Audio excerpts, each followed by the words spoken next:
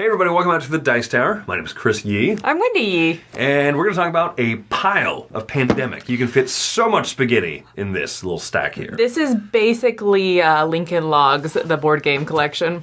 So we were looking at the Dice Tower library and saw an entire shelf nearly of just Pandemic. And I thought, it's almost silly at this point. But what a great testament to how impressive this game is. Well, and we'd played most of them, and I think that that's what's interesting, is I was like, oh yeah, I've played a lot of Pandemic in my life. Yeah, and so we're going to go through, we finished playing the ones that we hadn't played, just a few of them, and we're going to talk about all of these here, what we would describe as a modern classic game, and what Z-Man Games would describe as a cash cow, and talk about each of the different ones, what different they offer. Maybe you haven't gotten to play all the Pandemics, and maybe you're curious what each different one is really about. So here's a quick little video where we'll go through, probably not very quick, go through each of them.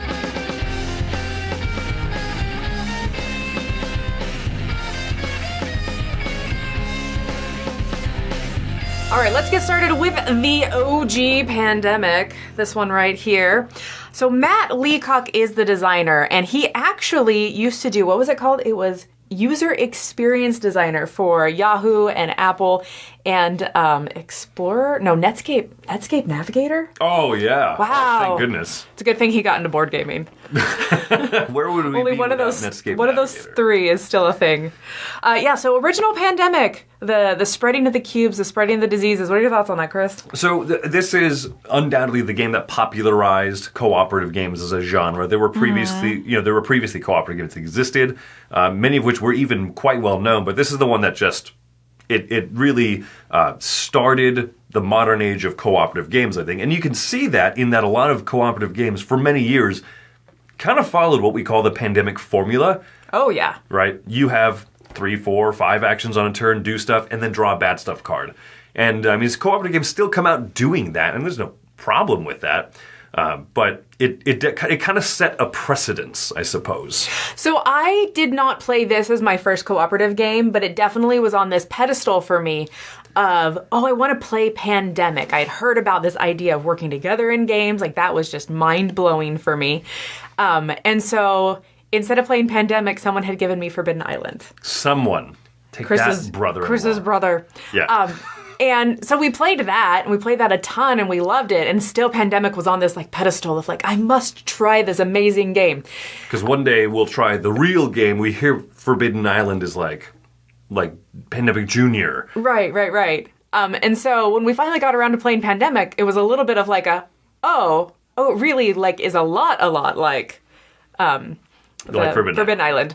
And so I was so excited, and then I was okay, it wasn't as amazing as it sounded, because thematically it sounded so cool. Do you remember, it was deflating before we even played it, because we watched Will Wheaton's Tabletop. Oh, yes. And so we call this the OG Pandemic, because this is what you can find. But in 2008, the original Pandemic first edition didn't look like this. The first edition was what you actually see being played on Tabletop, which is, a darker map. It looks less scientifical. The cubes are wooden cubes instead of the plastic and everything. And so I think that, part of that, too, was, we got into hobby gaming 2011, basically. 2012, for the most part. And by the time we were hearing about Pandemic, games looked nicer than they did in 2008. People forget that, Dominion was not the best-looking game in 2008, but, it wasn't subpar horrible. I feel like it also hadn't been reprinted by that point, and so the original print run was super expensive. It was $80 to get the game, which at the time was a lot for a Pandemic game. It still is a lot. Inflation, yeah. Right. But spending $80 on a game is not such a big deal now. It was back then. And so for me, I was I really want to play this, but I can't find it anywhere. Yeah. For a reasonable price. Yeah, so maybe it was right around when the second edition was getting printed. And I love the look of the second edition. I really do appreciate the graphical updates and stuff. As I was looking for pictures to put in of the original first edition, I saw I saw some pictures of the first edition. People back in 2013 on Board Game Geek were like, man, I hate what they did with the second edition. I'm so glad that I still own the first edition with the wooden cubes and the darker map and everything. And I think games don't really look like that anymore. Yeah. Good for you. good for you. Maybe that person still owns it 8 years. Nostalgia is a strong thing. Yeah. It's a very strong medicine. 10 years later. All right, Chris. Let's talk about The Cure. All right, so we're assuming that you know a bit about it. So we haven't talked about, what's the turn structure and all that stuff, right? But let's go into The Cure. The Pandemic The Cure, if you've not played this one, this is the dice game. This is, many games go through the card game version or the dice game. And we're not far off from getting a pandemic rolling, right, aren't we? Oh. I'm surprised that hasn't happened yet, now that you say that. It's going to happen this way. Anyway, so this is Pandemic, the dice game. This came out in 2014, so the year after the second edition printing, with the art that looks more more like this stuff here. One of the things I think that this game does very interestingly is that Pandemic has the action points system in it. You get 4 actions per turn, and then you do a bad stuff thing. This one took those action points and took them from an abstract concept into actual dice. Like you as a character, what makes you different is you get to roll different dice, and then those represent the actions. I found that this one is almost like a little bit more straightforward to teach. Because of that, you're not saying, hey, you have 4 points, 5 points if you're the generalist, blah, blah, blah. No, you get to spend an action on each die and do things. You get to do the pandemic things, move, treat diseases, get samples to cure things and whatnot. It just accounts for itself as you play. Yes. It's interesting. So we actually played this before we played OG Pandemic as well, and so this has a lot of nostalgia for me. I tend to not like dice checker games, but I don't know, this one has a special place in my heart. I think because it's cooperative, that makes a big difference for me, but also just that it was one of the first pandemic experiences I had. I like rolling lots of dice, and that's what this one does, right? All the disease cubes, instead of being the cubes on the map, are dice. So the disease things are dice, and you roll them, and they go onto the 6 continents. 6-sided dice. Convenient. It was also one of the first games that we had that just had mountains of, custom dice. Oh, they were so cool looking. Yeah. Because your action dice have custom die faces on them, and those describe the actions you can do. Some of them are unique to different characters. Great touch. But then even the disease cubes, like the red, what looked like a normal D6, isn't a normally distributed D6. It has a 1, 2, 2, 3, and a 6, and an other side on it. They lean heavier to certain locations. I think that's great. It takes a lot of the concepts of Pandemic and turns it into a very successful dice game. This is one I still like a lot. It's of the Pandemic games, it's the one that I want to play solo the most, because I feel like there's less mental upkeep. Have you ever tried playing a Pandemic game solo? No, I've not. Well, I have on the app. On the app, sure. On the app, yeah. But that runs a lot of stuff for you. It runs a lot of stuff for you, but also you got to sit there and be like, okay, well, I have this character and this character. I want to get this card from one character to another. It takes away a lot of that stuff and just kind of makes it dicier, and I like this one a lot. I like playing this one solo, too. I think for me, the dice decisions in this also is really good. You roll dice multiple times. It's not like you roll and you're like, this is what I get. But, you get opportunities to make decisions with that, and I like it. And it's push your luck, right? If you can keep rolling the action dice until you get the exact action you want, but if you roll the biohazard sign, that represents the moving the track forward. That's the same as the outbreak cards from the main deck in Pandemic. Yeah. And so if you haven't tried this one, I really recommend it. The only downside is this and its expansion feel a little bit pricey for what you get out of it. But that being said, I still like the game tremendously. That's awesome. All right, let's move to Cthulhu. Death may not die. So Reign of Cthulhu, this shrinks down the map a little bit, and then suddenly you're running around trying to prevent cultists, who are popping up all over the place, from opening gates and letting out big baddies and stuff. This, we played a long, long time ago. When it was pretty new. It was relatively new. It was at a pre-convention convention. So Dice Tower West used to be MeepleCon, and MeepleCon would take place sometime in the spring, but in the fall, it would have a pre-mini MeepleCon. Mid-Meeple. Oh, that's what they called it, yes. Yeah. And I just remember we played that with a couple that had this. Yeah. And I had no idea. They were like, oh yeah, you want to play this Cthulhu Pandemic game? And I was like, how do those go together? At this point, 2016 was peak Cthulhu years. Yeah. Where, this was, not to say a laughing stock, but this was hilarious when it was announced. Pandemic Cthulhu! And we're like, okay, so I guess it makes sense. It's like Arkham Horror, like, simplified. Yeah. You're moving around. You're trying to get rid of cultists and stuff. I remember so little about this, is what's interesting, is it didn't make a big splash in my mind, other than it felt smaller than Pandemic. Yeah, it's fine. It's good, right? You have, like, the little train station action, so you can move around the map, because the map doesn't wrap on the sides, because it's just one city. And that's the first time I think that you saw this. Well, yeah, this is the first time you saw this in a Pandemic game. Some of these later maps will do that same thing, where instead of being worldwide, it's kind of focused in somewhere smaller. But then there's also...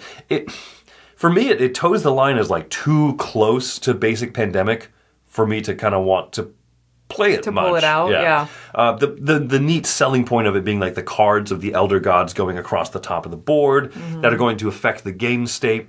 But also, I think that if a memory serves, you reveal all of them. It's just in a different order, so like the game state will go towards the same place, but ultimately in kind of a different order of operations. And that's cool and all. I think that this one is maybe a little bit theme first. Compared to like really like gripping mechanisms that make you want to come back to. And I remember we were very into Eldritch around this time. Yeah. And so it didn't have as much story, interesting reading stuff to do as Eldritch, but I did really like just that Cthulhu stuff because it was so new to me. Also, it didn't take 4 hours like Eldritch Horror? Yeah. Pandemic Cthulhu, like a solid good, hey, here's like a weird wacky thing that we're doing. And it works. It is also... you'll notice compared to like some of the regular Pandemic boxes, the Cure is thicker, which is ironic, and then also Cthulhu. Yeah, but like all the other ones come in the slightly thinner box. So, Pandemic ran at Cthulhu 2016. Matt Leacock, Chuck D. Yeager was the co-designer on that one. That I think is the only thing listed under Chuck for Onboard Game Geek. Oh, really? Yeah, he didn't have anything else listed under his name as like games he's worked on. So. Yeah, I mean, hey, not a bad pedigree for just the one game, though. Sure. So let's move now to this one, Pandemic Iberia. When this one was announced, I think that this was when they started doing the Pandemic Around the World series, coinciding with the tournaments. They would do Pandemic, I forget what they call it, but like the tournaments where they had the tables all set the same, the deck of cards and all that stuff. And then, and where the championships would take place, they would put them in that country. Like that would be the setting for the Pandemic of the Year. This is kind of the start of the Pandemic of the Year trend as well, because this is 2016, so it's Cthulhu. But this one takes place in the Iberian Peninsula, Spain, and Portugal. It takes place in an older setting, and so you can never really cure the diseases. You're just researching them, but also you don't have like the flight action. You have to build up railways and stuff. This one does some really interesting, neat little differences. It's got some interesting stuff. I remember really enjoying the railways. And like, I want to build that engine so I can be more efficient, so I can do more cool stuff. Also, I need to take care of these diseases and keep them maintained. But I want to do the cool rail stuff. The two things that this introduced really well that you start to see in some more of the other pandemics is engine building as part of the game, right? The more railways that you build as a single action, you can zoot all the way across an entire rail system. That's cool. And then also utilizing the negative space, right? Because Pandemic's almost always been a game of like dot-to-dot cities. And so then the space in between those dots, you could put the water tokens, which you could spend to prevent disease from coming out. And I think that those are two really neat little innovations. The look of this one is gorgeous, of course. I like the setting, the historicalness and stuff behind it. Yeah. So, when Pandemic Iberia came out, it definitely made a splash. Also, this was Z-Man's first attempt at saying, we're only going to print 40,000 of them ever. You better get it now while you can. And then they didn't sell all 40,000 of them, or whatever the print run was. And like this had the record for being like one of the cheapest Pandemics you could buy on Amazon. Like they were just amazing. Trying to get rid of them. Then a few years ago, they did sell through all of them, and then it became one of those like $80 plus to find it. And Z-Man announced last year that they just reprinted it, so you can get it again. Hey, there you go. Oh my goodness. Okay, so Jesus Torres Castro was the co-designer on that one. He's also known for Watson and Holmes and Templar: The Secret Treasure. Okay. So, a couple other games that he did. Yeah, so that's Pandemic Iberia. Sweet. Let's do Rising Tide. This is definitely the heaviest of the Pandemic games, from my opinion. Okay. Yeah, no, I don't think I disagree with that. I think that it's super crunchy. So thematically, you're trying to prevent the flooding of, where's this located? Holland. Holland, yeah. The flooding of Holland, and so you're building up these dikes and kind of building this protection and trying to pump water back into the ocean and off of the land. It is very, very crunchy. Which is not surprising because the co-designer on this, I'm going to try to pronounce it correctly, is Jeroen Douwman, who is known as one half of the Splotter team. So Fuching Magnate and Great Zimbabwe and Horseless Carriage and stuff like that's this guy's mindset. And then he worked with Matt Leacock to make a pandemic game.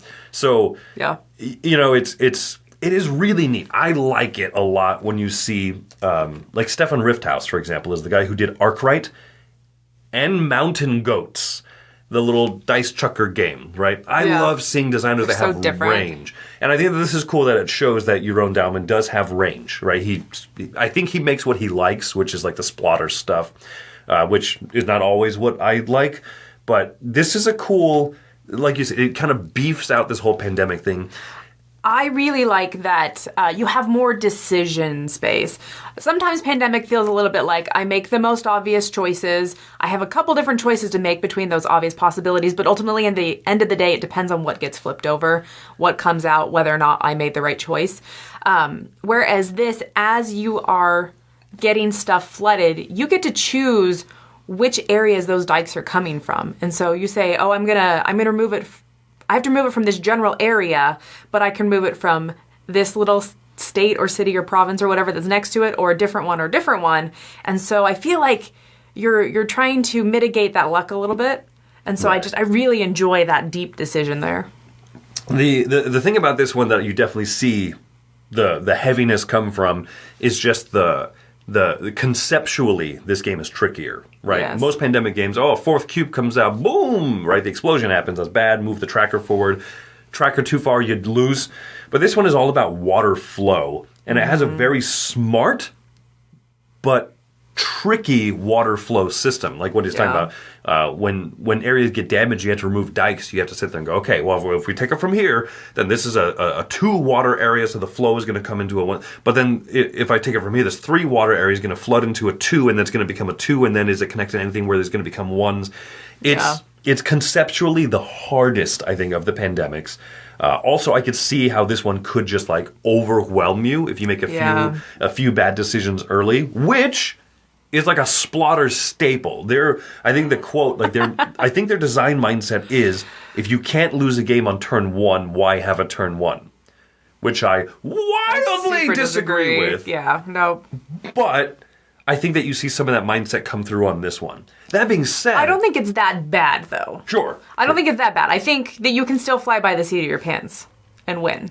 Yes, yeah. And I enjoy that. I enjoy flying by the seat of my pants. But I could see how, because of the nature of this being water flooding in from the sides, like you could get overwhelmed and feel like, okay, well, I mean, we're not coming back from this one. I'm drowning in this game. Yeah. Literally.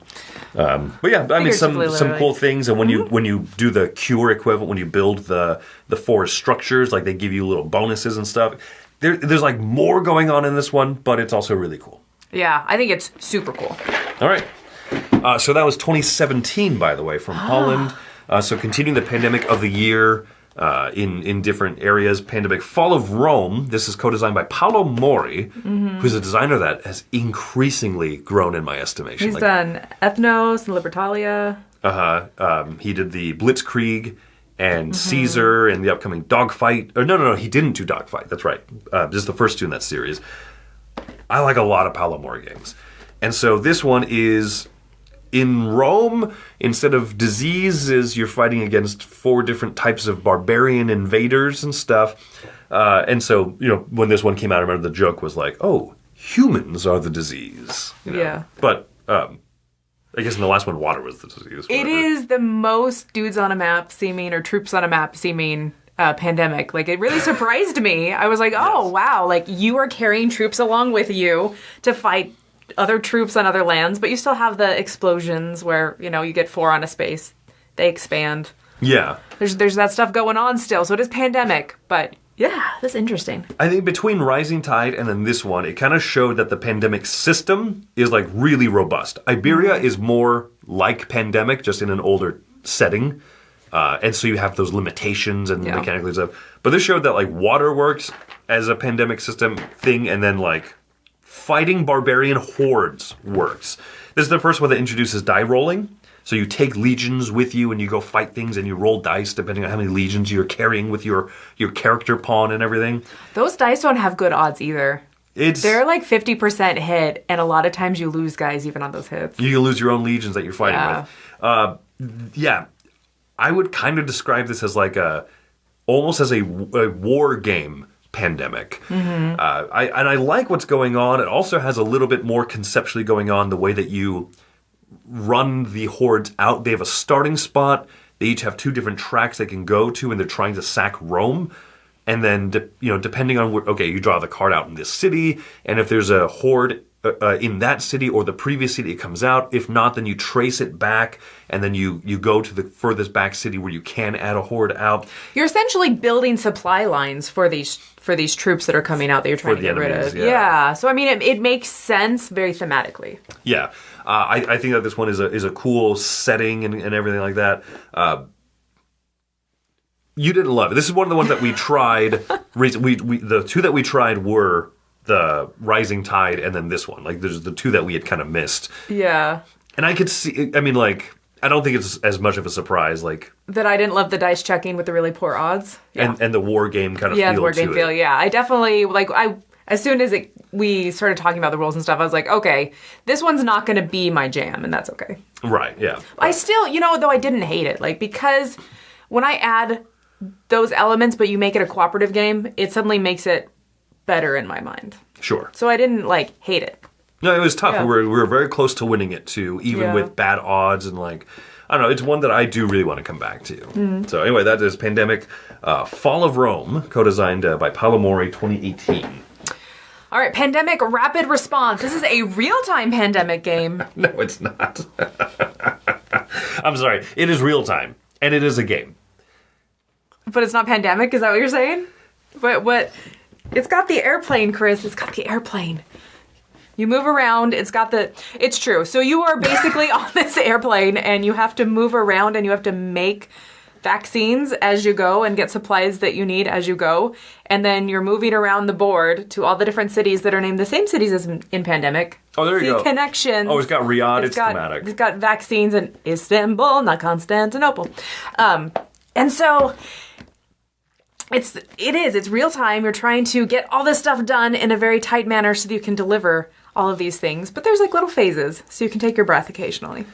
Okay, so to be clear, I really like this game, actually. I think it's fun. I like it a lot. It's designed by Kane Klenko. Had nothing to do with Matt Leacock on this one. This is just a pure Kane Klenko design.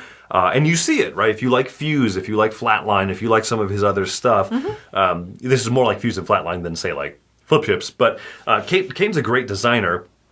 And this one definitely feels like, in 2019, they were like, oh no, we forgot to publish a Pandemic.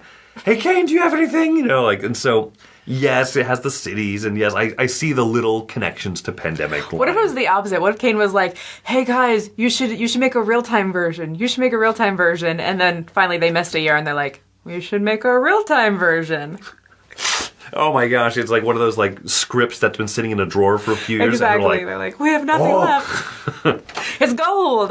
We're not denigrating Kane's design. No. I thoroughly enjoyed Rapid Response. It is a fun. I just enjoy that utter chaos cooperative real time experience. I think that it's fun. It's fun. This is definitely a point though where you're like, got it. Pandemic is just like a line of games. I mean, we're not talking about Pandemic Contagion. That was 2014 as well. That was the player versus player. You are the virus. We never played that one. No, and we're not counting it. It's not very well. It's not in our pile. It's not in the pile. But Rapid Response, I think, is good. And it does a few things that I think are kind of innovative and fun for real-time games. It's cooperative still and everything, and that's why it's kind of in the pile.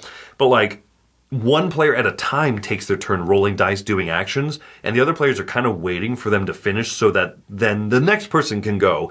And so it's turn-based, but it still has a lot of those cooperative things where I can assign dice out in a way that I can help the next player. I can set them up to be able to run these machines and stuff and make the deliveries and whatnot. Which you did see in The Cure, too. Yes, and So I mean, there is connections. It's not completely out of left field.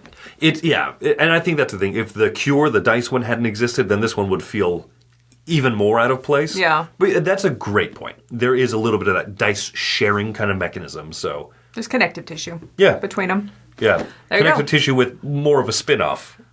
Yes. Well, let's rapidly move on to the next one. All right. 2020 was... I mean, I'm not going to make light of the fact that 2020 was an awful year, right? The real pandemic broke out, and I wonder if that's kind of why this little series of games ended at 2. Because 2020, Hot Zone North America came out, Hot Zone Europe came out in 2021, and it definitely, when you look at the marketing and the discussion of these, it seemed like they were going to try to make all 6 continents, and they haven't announced anything else, right? These are mini pandemics. Kind of the way that Ticket to Ride came out with the New York and the Amsterdam and San Francisco. Much smaller maps, it's like, especially the North America, we played that one and it was like super, super basic pandemic. It did all the same feels, just on a very tiny board. Yeah, these are, they're fine, I think, right? If you want a 15-minute pandemic, 15 to maybe to 30 minutes or so. If Pandemic's 30 to 60 minutes is too long for you. This is good for younger kids. Like we played these with our daughter, and she has a lot of fun with them. But also, like, I kind of prefer playing Forbidden Island, personally. Yeah. But I could see this as kind of a stepping stone, right? Daughter's 7, and I don't know, if she gets used to this and the idea of, like, sharing cards. Because one of the things about Pandemic is that sharing cards rule is trickier than people realize sometimes. It is, and I also think that the size of the maps and knowing geography is very hard for younger audiences, unless your kid's amazing at geography. But because I already struggle with that in certain games, and so piecing this down to a lot fewer spaces, it's easier to be like, okay, yellow, here's yellow. Oh, there's there's Mexico. That's what I'm looking for. Yeah. I think that these are fine. They're very fine. And I think that ultimately they're not for me because the two of us, right. We've played the rest of the stack of the Pandemics. Like, these are for people who don't have the stack, pile. There are a couple unique stuff that you can add into the deck as you're flipping over, getting player cards.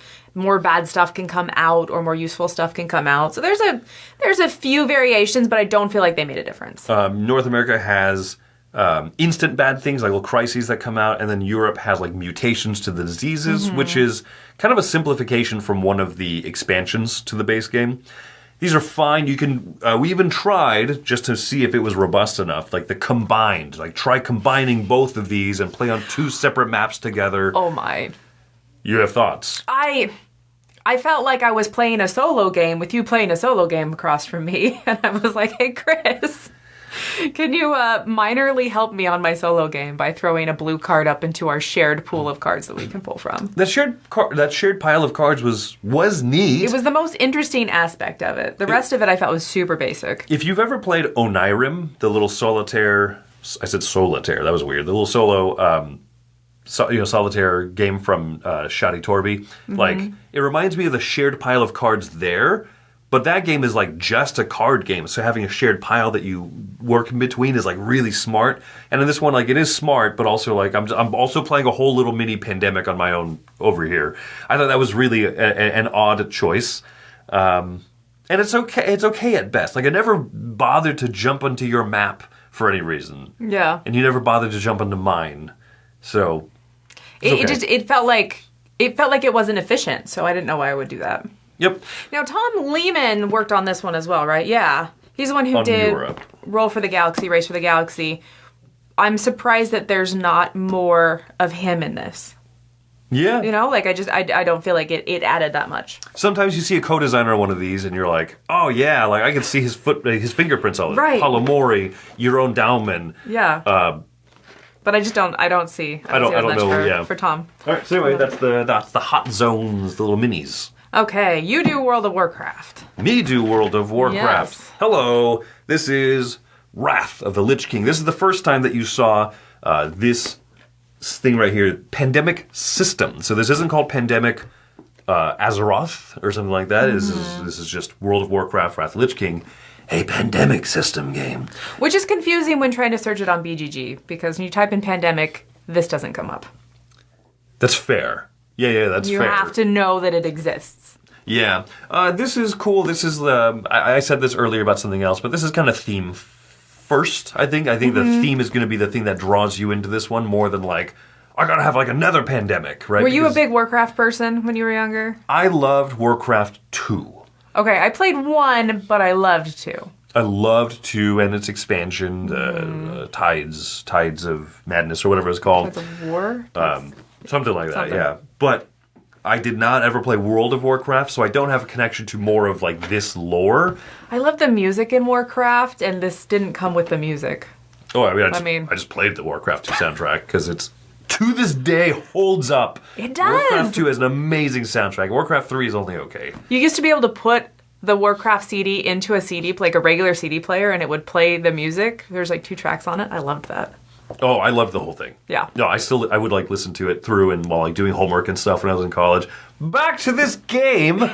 This is fine. It uses the die rolling system. Mm-hmm. Well, it uses a die rolling system, but it's a more forgiving die roll system than Palomori's one, The Fall of Rome.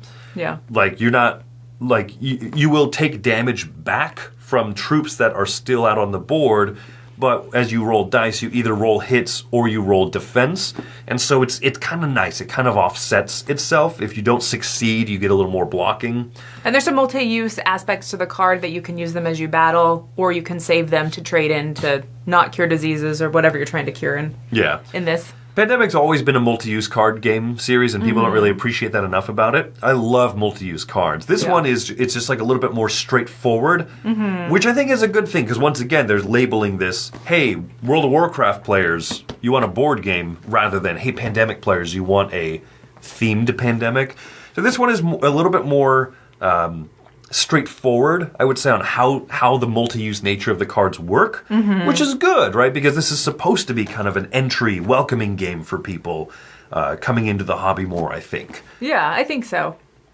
So yeah, World of Warcraft, I enjoyed it. It's interesting how it has more of an arc, I almost feel like, where you're trying to build up to that big boss battle at the end. I suppose the biggest weakness for me is that it feels more similar from play to play than the other Pandemics for me, so it's kind of fallen a little bit, not like big time, but it's fallen a little bit for me compared to some of the other ones. So well, there you go. That's World of Warcraft. Wrath of the Lich King, a Pandemic system game. Well, on the second Pandemic system game, we have Star Wars: The Clone Wars. So you are a Clone Wars fan. You've watched some of them shows. I finally got around to when I got super sick last summer. Yeah, I was like, when I get sick, I usually rewatch New Girl. That's kind of like my I'm sick, I don't feel good, I'll just like binge watch a series. And it makes you laugh, makes you happy, right? Yeah, so instead I watched Rebels and Clone Wars, and I'm kind of glad I did, because then this came out last year. Should be noted, Wrath of the Lich King was 2021, this one is 2022. Okay. Also, Wrath of the Lich King had a lot of designers on it. That it did. A lot of designers. So we have Matt Leacock was not included on it. No, right? You got Alexander Ortloff, Justin Kempanen, and Michael Sanfilippo, based on Matt Leacock. Justin Kemplin and Todd Micklish? Not sure how to pronounce that. I'm not sure, yeah. They did Jabba's Palace, both of them. And then Justin Kemplin worked on Imperial Assault. Interesting. Which is interesting. Yeah. And Todd Michelin worked on Arkham Horror Final Hour. I haven't played Final Hour. I didn't hear anything good about it. Yeah. This one's better, is what I'm gathering. Alexander Orloff worked on Love Letter, which is... Jabba's Palace is a type of love letter. So that's interesting that they kind of are working together on that. And then Ortloff also worked on Clone Wars, which is this right here. Oh, Alexander Ortloff is the same designer on both of these. Yeah. So he's the one carried over. So he's the connective tissue between these Pandemic system games. So that's interesting. Okay. So in this one, you were trying to move around and fight stuff. What really made this different for me was it was missing that terrible setup that Pandemic always has. In every Pandemic in existence, you have to build the player deck of cards. And you're supposed to deal cards out to the players first, and then you build the deck, and then you play the game. And then you layer the 5 epidemic cards in there. Approximately, you pull off the 5 approximate stacks. And every single time, no fail, I always build the deck, and then I realize that I didn't hand everybody cards and I have to redo the whole thing. And it just frustrates me. This didn't have any of that. It is just all mixed in.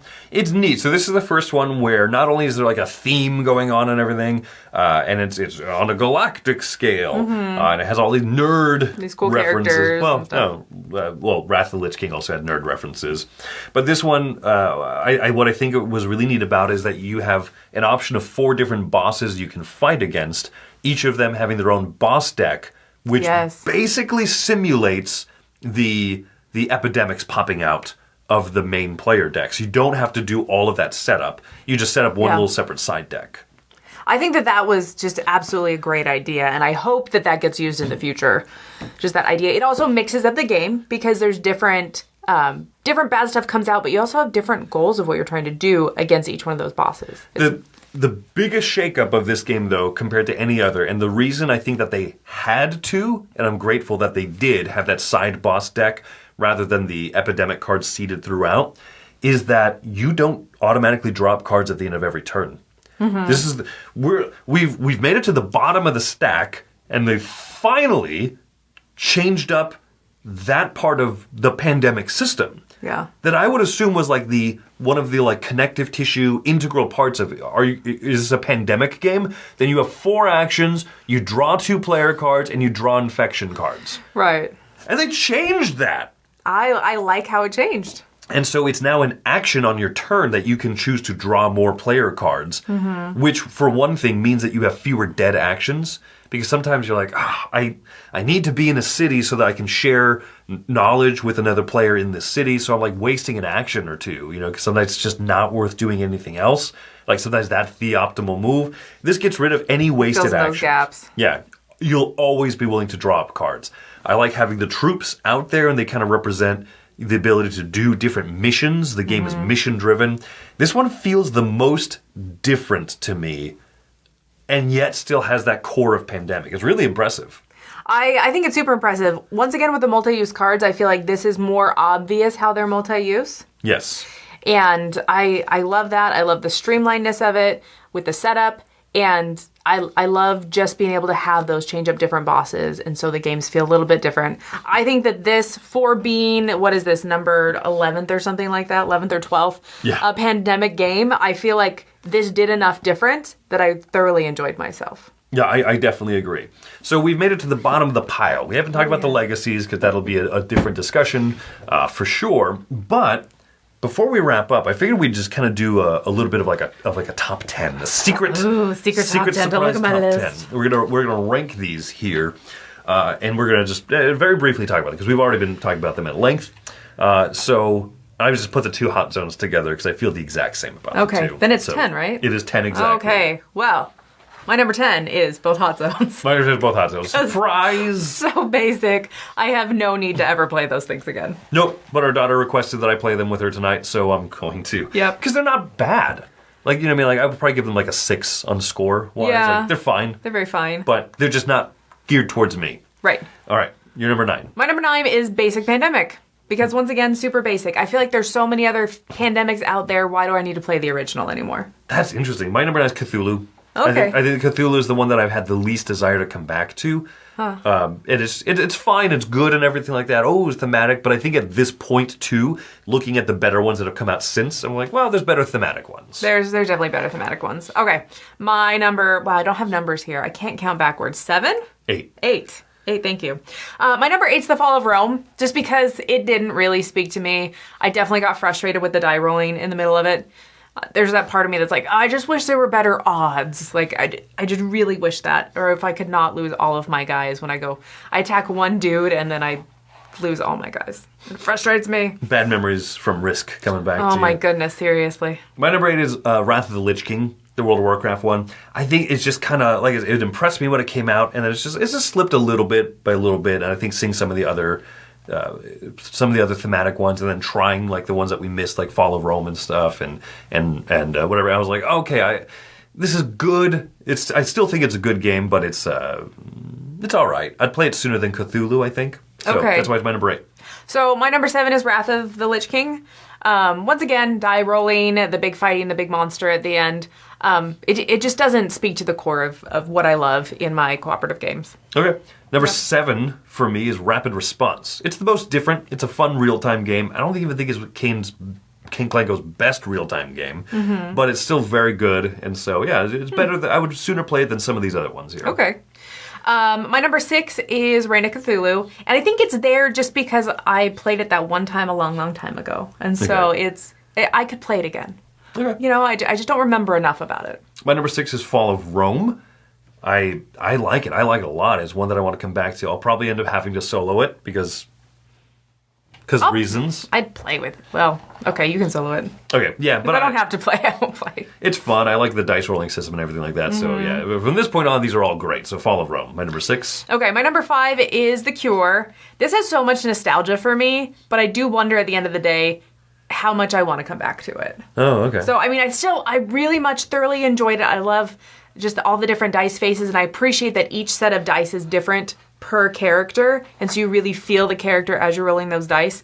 But yeah, Okay. it didn't make it to the top. Number 5, Rising Tide. Having just played this one, it's just really appreciating it. Not being able to pronounce any of the province names and just butchering those. I think this one would be higher, honestly, if I think that the map is a little bit tight in some areas. I know that they're going for like map authenticity. Realism. But it's like very difficult sometimes to kind of visualize the flow because of the way that the map is made. Because regular Pandemic has the little lines that point to where stuff actually is. 'Cause it's dot and to then dot. it can spread those dots around. You can't do that with the This is the one system. where you're like actually on a map. Yeah. It has spaces on it like Risk, like a dudes on a map type of a game. So anyway, yeah, Rising Tide, my number 5. Okay, my number 3 is Rapid Response. There you go. Okay. I really enjoy just the real-time chaotic nature of it. I think it's fun. I think it's unique. It feels so different. So out of all the different pandemics, this is one that I'd be more likely to go back to. Interesting. All right, my number 4 is the base Pandemic. I know that for you is really low, but Oh, I hopped to number 3. oh snap! Put them out of What's order. your My number 4 is Iberia, sorry. Oh, your number 4 is Iberia. Okay. Iberia, yeah. I like the railways. I like the water mitigating stuff. Okay. Okay. So my number 4 is base Pandemic. Okay. I'll still come back to it. I like That playing it. high. Yeah, I think I'd play it sooner than some of these other ones. And maybe if I play Rising Tide or Fall of Rome more, maybe it'll shift. But like, I don't know. I still have a lot of love for just the base. The base. Of it. Okay, I can see that. All right, then my number 3 is Rapid Response. Your number 3? My number 3 being The Cure, Pandemic The Cure. I really love just the little dice chucking system. How easy it is to teach to people. How easy it is to solo. There we go. My number 2 is Rising Tide. I love crunchy games, and I love crunchy co-op games. I mean, this one's really good. Really enjoy it. Okay. It is very thinky though, so I'm not in the mood for it every day. It's the most cerebral for sure. Yeah. My number 2 is maybe one of the less cerebral ones, Star Wars, the Clone Wars. It's just fun to be a Jedi and slice up droids and stuff. And I like the mission system and everything. And I don't know, I'm impressed with the differences, how different it is from the base game. Yeah. So my number 1 is the Star Wars, the Clone Wars one, just because I like how different it is. I like how streamlined the setup is. Like, if I were to pull out a Pandemic game regularly, I could see this being the one to do it. Really? That surprised me. My number 1's Iberia. Iberia it's so classy. It's the look of it is gorgeous. The fact that the action system works as well as it does with the you can't fly, you can't do the airplane actions and stuff because they didn't exist yet. I'm impressed with how they were able to distill this down to a peninsula, and it still feels so robust and stuff. And it's got the extra variants and stuff in there too that we didn't discuss earlier. The cubes can actually move and flock towards the hospitals. You can play with these extra challenges. It's so thematic and so well done. So yeah, it's my favorite of them. I love Rails. So You like Rails. I like Star Wars. absolutely, That's the ultimate decision that we made here. there you go. So that is our look at a pile of Pandemic. That it is. Thanks for joining us today. I'm Wendy Yi. I'm Chris Yi. Have fun saving the world from diseases and Star Wars stuff.